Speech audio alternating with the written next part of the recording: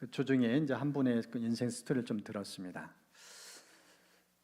이제 남편이 사업하다가 아마 빚을 진 것 같아요. 근데 아내가 그 사실을 모르고 어느 날 한 분이 찾아와서 이 서류에 사인하라고. 알고 봤더니 그 빚을 이제 갚으라는 그런 내용의 그 서류였어요. 이 빚이 어느 정도인가? 오늘날 시가로 200억. 한 가정이 감당하기는 너무나 힘든 빚이에요. 사인 한 번 잘못한 것이 200억 빚을 갚아야 될 이런 상황입니다. 결국 이 빚더미를 이제 떠안고 그 어려운 경제를 헤쳐나는데 10년 동안 눈코 뜰 새 없이 일하면서 몸이 파김치가 되도록 일하며 결국은 갚아냈다는 아주 눈물겨운 사연이었습니다.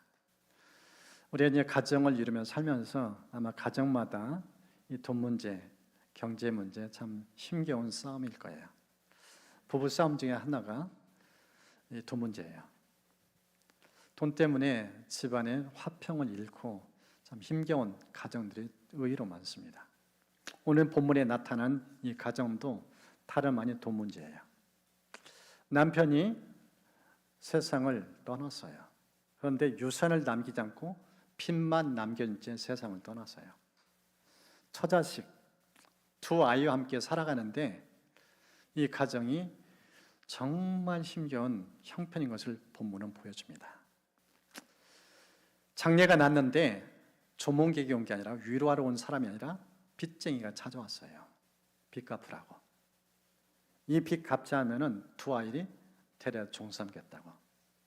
여러분이 그런 당사자였을 때 남편 떠났죠. 빚만 고스란히 남겼죠. 그리고 두 아이는 팔려가야 돼요. 남의 집 종으로. 그런 운명이 되었다 생각해 보세요. 정말 눈물밖에 나오지 않을 거예요. 이 여인이 이런 상황 속에서 엘리사 선지자에 찾아가요. 이 사연을 얘기해요. 눈물 범벅되면서 부르짖으면서 어떻게 하냐고. 이제 우리 어떻게 사냐고. 이런 상황입니다. 이런 상황 속에서 오늘 본문을 보면 하나님이 어떤 분인지 우리에게 소개해 줍니다. 이 본문을 함께 살펴보면서 가정마다 있는 이 어려운 경제 문제, 하나님 어떻게 개입하시고 간섭하시고 우리를 돌보시는지 크게 세 가지 차원 속에서 말씀의 은혜를 좀 나누려고 합니다. 이 본문은 첫 번째 하나님께서 어떻게 말씀하신가, 고통 중에 일하시는 분, 그런 하나님을 소개합니다. 하나님 우리의 고통을 외면치 않는다는 거예요. 이 본문 보십시오. 너무너무 딱해요. 가정의 대들보인 가장이 세상 떠났어요. 얼마나 힘겨워요. 이런 가운데서 한 사람이 찾아왔는데 돈 내놓으라고, 내 돈 내놓으라고, 빚 갚으라고, 이런 상황이에요. 그리고 자식들 보면서 안 갚으면 내가 이 두 아이 다 데려다가 종 삼겠다고 협박하고 있어요. 위로받기는커녕 상처만 더 커져요. 고통만 가중되어져요. 이런 환경 속에 처해는 이 안타까운 가정의 아픈 사연을 우리가 보게 되어집니다. 이런 가운데서 엘리사 선지자가 이 가정의 아픔 사연을 들으면서 본인도 가슴이 먹먹한 거예요. 그러면서 입을 엽니다. 가정 형편 어느 정도 되는지, 집안에 뭐 좀 남은 게 있냐고 가정 형편을 물어봐요. 그때 여인이 입을 열어서 이렇게 표현합니다. 기름 한 그릇 위에는 아무것도 없나이다. 남은 재산 딱 기름 한 그릇. 이게 이 가정 형편이에요. 남편 떠난 상실의 고통이 있는데 경제적 고통마저 가중됐어요. 앞으로 어떻게 먹고 살지 막막해요. 설상가상. 고통이 가중된 이 상황. 어떻게 풀어날지 너무너무 난감한 이 가정의 아픈 사연을 우리가 직면하게 되어집니다. 이 성경을 보면은 하나님께서 이런 상황에서 고통에 찾아오셔요. 신약에도 보면은 예수님께서 공생의 사역 가운데서 표적 기사들 많이 했는데 그 중에 마가복음 8장을 보면은 많은 군중들이 예수님을 따라다녀. 사흘 동안 쫓아다녀요. 수많은 군중들이에요. 그런데 사흘 예수님 따라다니면서 이 사람들이 식사를 못해요. 사흘 굶었어요. 이런 가운데서 예수님께서 그들의 이 배고픈 상황을 보면서 가슴이 아픈 거예요. 성경은 이렇게 기록해놨어요. 내가 무리를 불쌍히 여기느라 그들이 나와 함께 있은지 이미 사흘이 지났으나 먹을 것이 없도다. 만일 내가 그들 굶겨 집으로 보내면 길에서 기진하리라. 이 예수님의 모습을 보면은 우리의 처한 형편을 너무나 깊게 돌아다 보신다는 거예요. 지금 우리의 배가 어느 상태인지, 우리 위에 음식이 어느 드러인지 그걸 다 보고 있다는 거예요. 우리의 고통을 외면치 않은 분, 그냥 돌려보내면 길에 쓰러진다는 걸 다 알아요. 고통이 얼마나 힘겨운지 그 상황을 아시고 예수님께서 긍휼히 한번 품고 기적을 행하셔요. 거기에 있는 보리떡 7개, 물고기 2마리, 이걸로 남자만 4,000명 먹이고도 7 광주리가 남게 만드셔요. 하나님이 기적을 행하실 때 어떤 상황에 기적하는가? 고통 중에.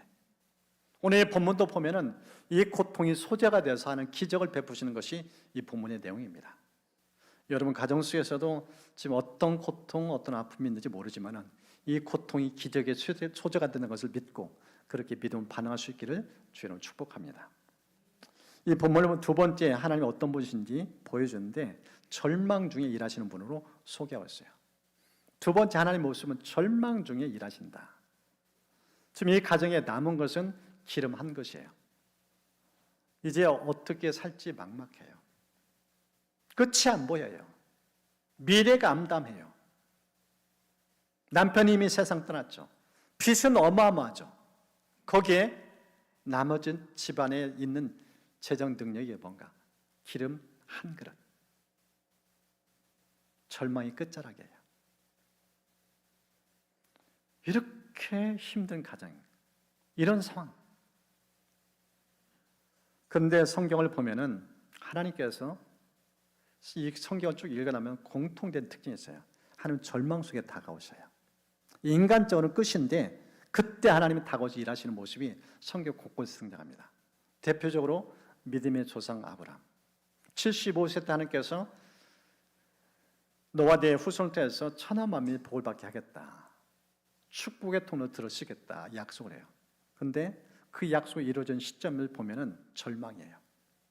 성경은 25년이 지난 시점에서 응답을 주시는데 특별히 24년 차에 그와 아내의 몸의 상태가 어떤 것인지 천사를 통해서 이제 보여주는데 천사가 다가오셔서 내년 이맘때에 너희 가정에 아들을 선물 주실 거다.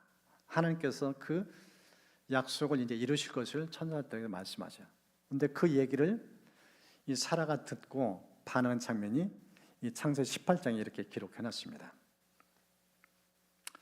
아브라함과 사라는 나이 많아 늙었고 사라에게는 여성의 생리가 끊어졌는지라. 이런 상황 속에서 이 사라가 얘기를 듣고 코웃음 쳐요. 쓴웃음을 쉬어요. 이 나이에 아이를 낳을 수 있는 몸의 상태가 아니에요. 생리가 끊어졌다. 불임 상태예요. 의학적으로, 인간적으로, 과학적으로 안 돼요. 절망이에요. 그런데 하나님이 아이를 주시겠대요. 그 믿음을 반응하기 힘들어요. 그렇게 쓴웃을 지으니까 선사를 통해서 하나님 말씀하셔요. 여호와께 능치 못하는 있겠냐. 인간적 절망이지만 하나님은 그런 것 초월해서 일하신다. 이제 그 말씀을 듣고 아브라함이 믿음을 반한 내용이 로마서 4장에 이렇게 기록해놨어요. 아브라함이 바랄 수 없는 중에 바라고 믿었다. 바랄 수 없는 중에 바라고 믿었다. 절망 중에 소망을 품었다는 뜻이에요. 그러면서 이 로마서 4장 이렇게 부연합니다. 그가 100세나 되어 자기 몸이 죽은 것 같고 사라의 태가 죽은 것 같음을 알고도 믿음이 약하지 않냐고 믿음이 없어 하나님의 약속을 의심하지 않고 믿음으로 견고해져서 하나님께 영광을 돌리며 약속하신 것을 또한 능히 이루실 줄 확신했다. 100세 자기 몸이 죽은 것 같았다. 살의 태도 이미 다쳤다. 두 사람이 인간적 몸의 상태는 절망이에요. 그 상황에서 절망 상황 속에서 끝까지 약속 붙잡았대요. 하나님은 능치 못함이 없다. 전능자다. 그 하나님께 믿음을 반하면서 확신을 가졌다. 이렇게 표현해요. 그 결과 약속 그대로 하나님께서 아이를 선물 주셔요. 그리고 진짜 웃게 만들어요. 이름이 이삭. 웃음. 쓴 웃음이라 진짜 기뻐서 어쩔 줄 모르는 그 웃음을 이 아이를 통해서 선물로 주셔요. 이게 절망까지 일어나는 하나님의 웃음입니다. 주롭게 보십시오. 모세와 이스라엘 백성들, 하나님께서 그 애굽의 종살에서 이제 해방시켜요. 그리고 약속의 땅을 이렇게 인도해 가세요. 그런 가운데서 홍해를 딱 맞닥뜨려요. 너무너무 넓은 바다예요. 도할 수가 없어요. 그런데 뒤에서 말바굽 소리가 들려요. 바로와 그의 군대가 추격해 와요. 앞에는 홍해, 뒤에는 바로와 군대. 사면 초가예요. 진퇴 양난이에요. 어떻게 할 수가 없어요. 갇혀서 죽을 수밖에 없는 운명. 이런 상황에서 이세벨 두려워 떨 때 하나님께 모세를 통해서 이렇게 말씀합니다. 여호와께서 너희를 위해 싸우시리니 너희는 가만히 있을지니라. 절망의 환경인데 하나님께서 소망의 길을 여신다. 밤새 하나님께서 바람을 일으켜요. 그리고 바다를 갈라요. 바다를 육지처럼 통과하게 하셔요. 그런 가운데서 이 사람이 다 통과하니까 이제 하나님께서 이 물을 바닷물로 원위시켜요. 그 순간 추격하는 바로의 군대가 이 바다에서 다 수장당해요. 몰살당해요. 절망 가운데서 하나님께 어떻게 소망의 길을 열으신지 그 생생한 내용이 출애굽기에 등장합니다. 예레미야서를 읽어나가다 보면은 예레미야가 이 선지자로 활동하는데 너무 고생을 해요. 그 중에 하나가 궁중 감옥에 붙잡혀 감옥 신세를 당해요. 이제 그런 가운데 있을 때 성경을 보면 하나님 어떤 분인지 그에게 이렇게 들려줍니다. 이를 행하시는 여호와, 그것을 만들며 성취하시는 여호와, 그의 이름을 여호와라는 이가 이와 같이 이르시도다. 너는 내게 부르짖으라. 내가 너에게 응답하겠고 네가 알지 못하는 크고 은밀한 일을 너에게 보이리라. 갇혀있다고 절망하지 말라. 하나님은 이런 감옥 속에도 얼마나 일하시는 분이다. 입을 열라. 절망 속에 소망 품고 하나님께 구하라. 구하면 반드시 하는 큰 손이 나타난다. 그 메시지를 들려줍니다. 지금 이 가정 절망이에요. 앞이 보이지 않는 상황이에요. 이런 상황 속에서 선지자에게 찾아왔는데 부르짖어요. 어떻게 사냐고 예원하여. 그런 가운데서 이 절망을 어떻게 소모할 것인지 그 해법을 제시해줘요. 여러분 3절을 보십시오. 이르되 너는 밖에 나가서 모든 이웃에게 그릇을 빌리라. 빈 그릇을 빌리되 조금 빌리지 말고. 그러면서 할 수 있는 많은 사람이 찾아서 수많은 그릇들을 빌려 것을 말씀해요. 이 말씀 보십시오. 지금 선제 찾아갔을 때 빚쟁이 찾아와서 너무 상처 입은 내용을 얘기해요. 위로받기는커녕 너무나 큰 고통. 인간이 이렇게 매몰찬가? 이렇게 냉혹한가? 지금 남편 이런 상황 가운데서 너무나 큰 힘겨운 고통을 겪는데 돈 내놓으라고. 이런 사람 앞에서 사람이 싫을 정도로 마음이 닫혀있는 상황이에요. 그런데 이런 상황 속에서 지금 이 선지자 중에 하나님 하신 말씀은 집에 그렇게 갇혀있지 말라. 마음 닫고 살지 말라. 그렇게 있으면 눌린다. 절대 이 문제 풀리지 않는다. 해법을 제시하는데 문을 열고 밖으로 나가라. 사람들 만나라. 사람이 싫은데 그 메시지를 지금 들려줍니다. 여러분 인생 위기를 풀기 위해서는 무엇보다 마음이 열려야 돼요. 지금 이 본문에 나타나는 메시지. 좋은 이웃 얼마든지 있다. 빚쟁이만 보지 말라. 당신을 돕기 위해서 기다리는 사람들이 있다. 그들 찾아가라. 만나라. 적극적으로 액션을 취하라. 지금 이 내용을 우리에게 보여주고 있습니다. 저는 우리 이제 얼마 전에 있었던 산불 이 피해 그 주민들의 소식 듣고 우리 성대 온전수길 펼치는 것, 또 많은 매스컴의 소식을 듣고 이렇게 반응한 분들, 제가 또 얼마 전에 우리 동기 목사님 이 교회도 화전에서 완전 전소됐는데 참 많은 분들이 일을 해줬대요. 분에 넘칠 정도로.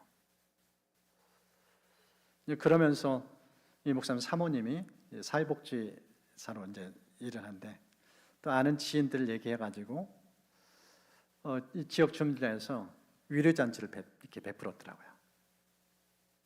노래 부르는 분들, 또 그림에 재주 있는 분들, 뭐 등등 해가지고 그 시를 듣고 일어날 수 있도록 희망을 좀 주기 위해서 그런 잔치를 했는데 그게 이제 매스컴의 한 지역의 그 공영방송에 보도된 그 영상을 좀 봤습니다. 그 실에 젖은 너무나 낙심하는 사람들인데 오히려 온전 숨기를 참 많이 있으면서 주민들이 위로를 얻고 힘을 얻는 그 모습을 봤어요. 따스한 손길 얼마든지 있다. 지금도 내 곁에는 냉혹한 사람이 있는 뿐만 아니라 그 마음 따뜻한 분들이 의외로 많다. 그 메시지가 이 본문에 지금 보여주고 있음을 알 수 있어요. 두 번째 이 본문을 보면 4절에 이런 말씀이 있습니다. 너는 내 두 아들과 함께 들어가서 문을 닫고 그 모든 그릇에 기름을 부어서 차는 대로 옮겨 놓으라.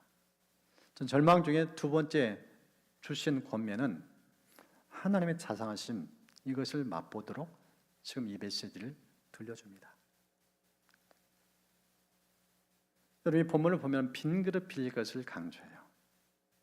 왜 빈 그릇을 강조했을까? 이 말씀을 묵상하면서 1차적으로 주신 깨달음은 빈 마음이에요.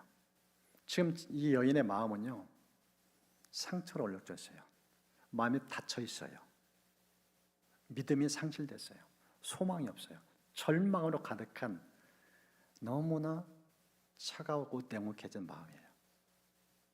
실에 젖어 있는 영혼.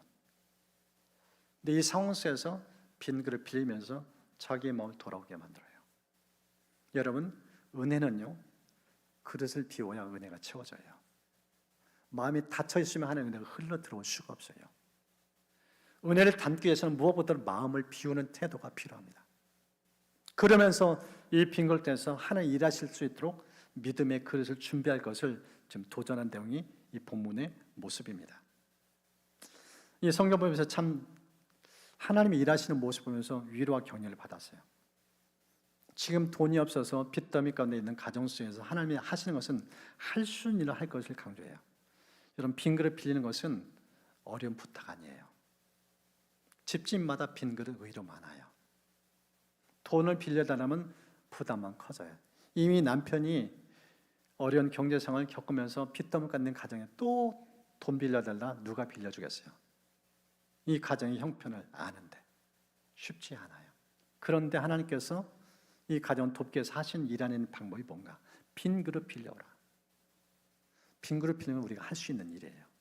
하나님 우리에게 절대 무리한 일을 요구치 않으셔요.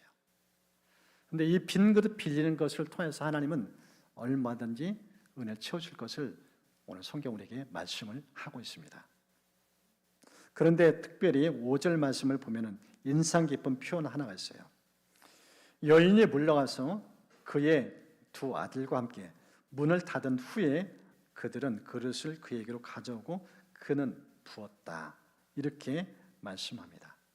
여기 말씀 보면은 왜 문을 닫으라 했는가? 왜 문을 닫으라 했는가? 이게 참 인상 깊게 와닿아요.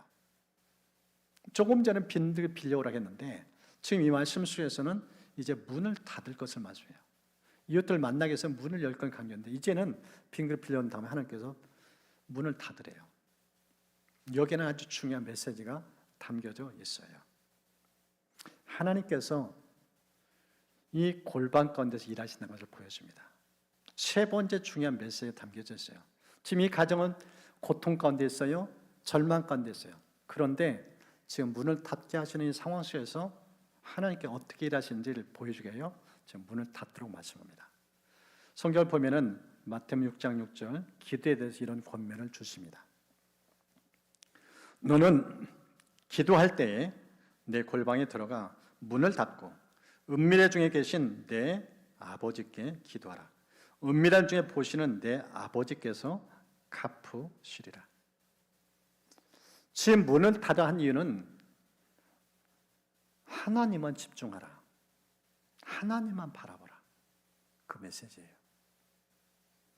여러분, 사방을 봐도 소망이 없을 때는요, 다른 거 없어요. 골방 속에 들어가면 돼요. 문 딱 닫고 오직 하나님만 바라보는 시간이에요. 지금 이 가정에 빈 그릇 빌려한 다음에 하나님께 취하는 강조점은 하나님만 바라보라. 그분만 주목하라. 지금 이 가정사 너무 큰 애환이에요. 고통이에요.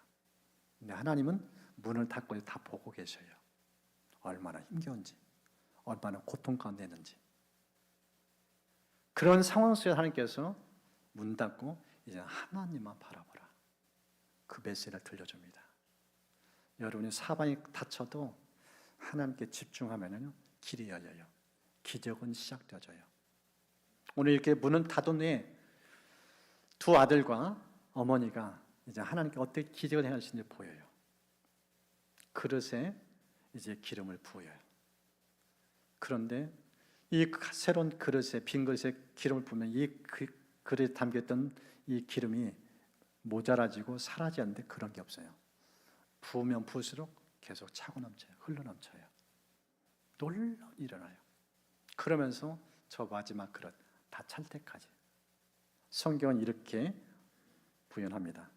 다른 그릇이 없나이다니 기름이 곧 그쳤더라. 저 메시지, 하나님은 지금도 끊임없이 은혜를 부어주기 원해요. 기적을 행하시기 원해요. 돈 문제 아니에요. 남편 잃어버리신 게 문제가 아니에요. 진짜 중요한 믿음이에요.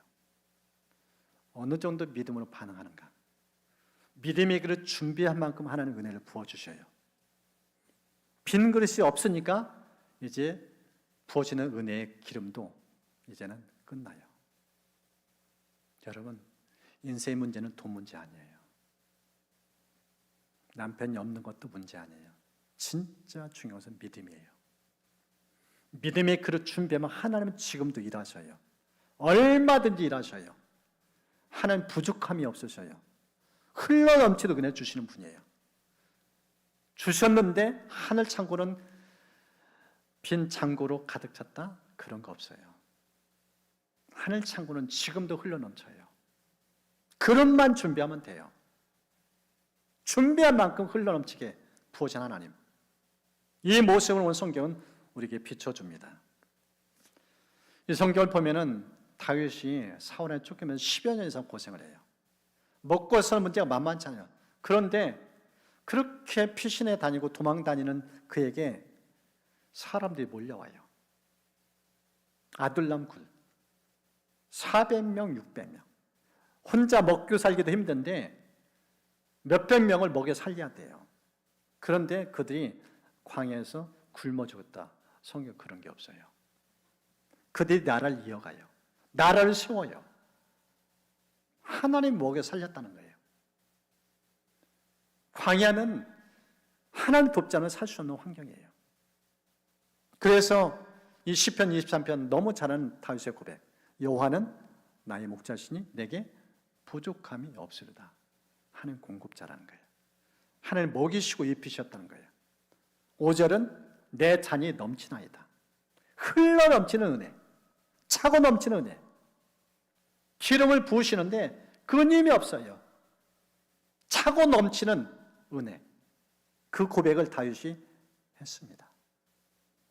오늘 이 본문에 등장하는 이 가정, 얼마나 안타까워요. 1절에 나오는 이 가정의 모습은 그냥 가슴이 먹먹해요.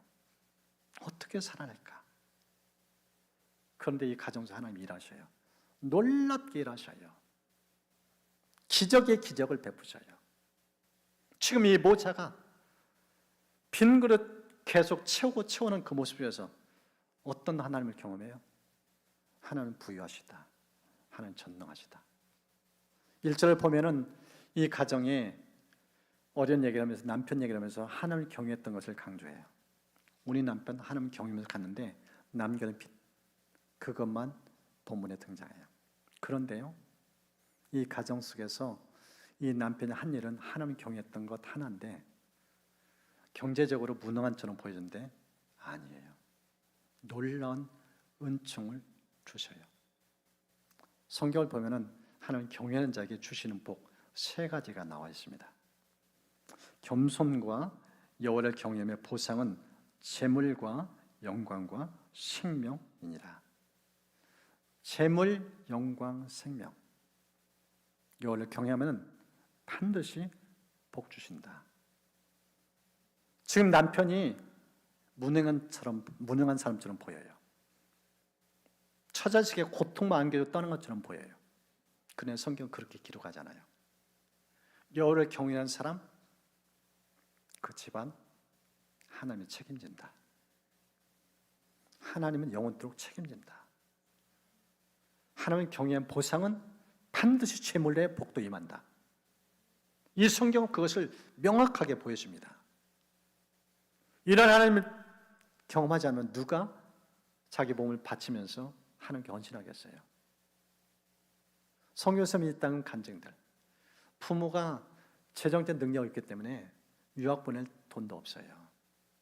그런데 어느 날 자원봉사하러 왔는데 그 자녀 우리가 유학시켜줬다고 유학 보내는 거.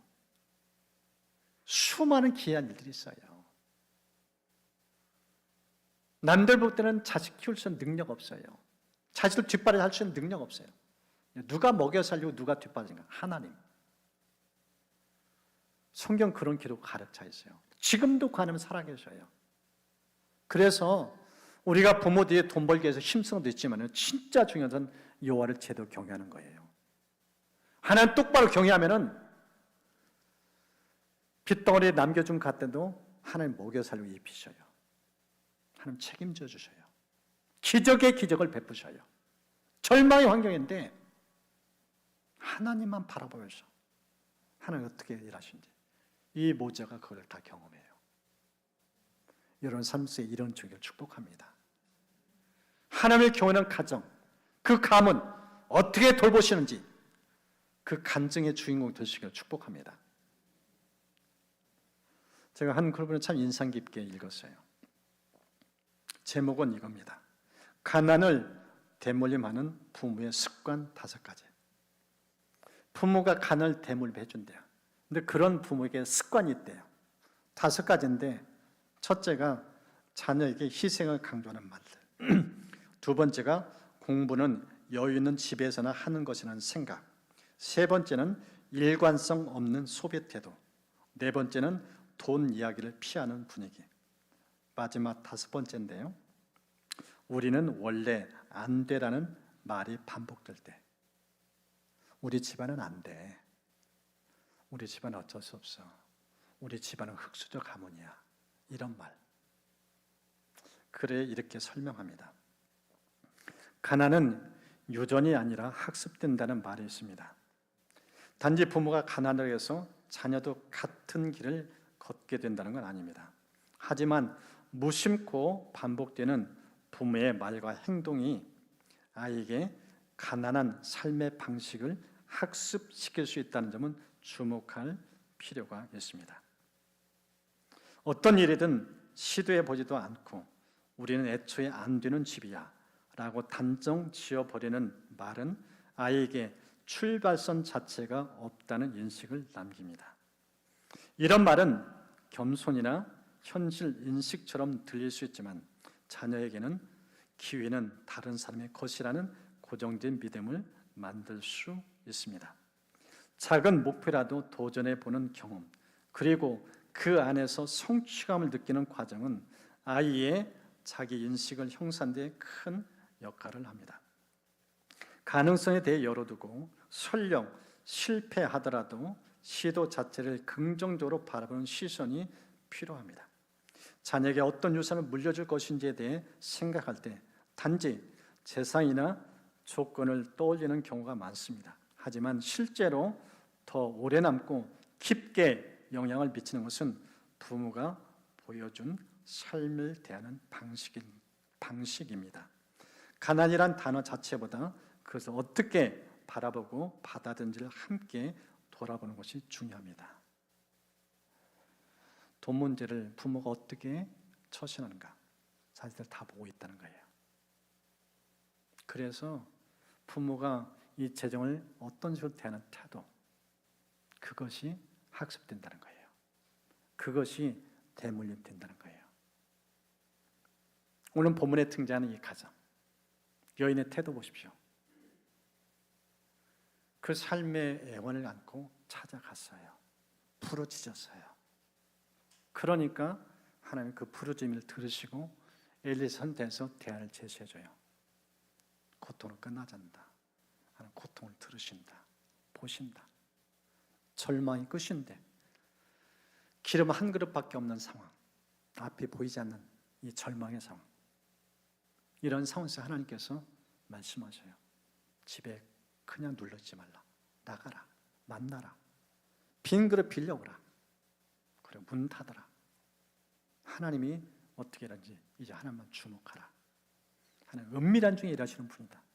기적은 시작된다. 그 메시지를 오늘 본문 우리에게 보여주고 있습니다. 우리가 즐겨부르는 찬양 가운데서 이런 가사가 있어요. 너 예수께 조용히 나가.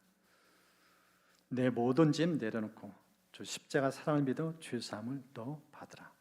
후렴 주 예수께 조용히 나가 내 마음을 쏟아 놓으라.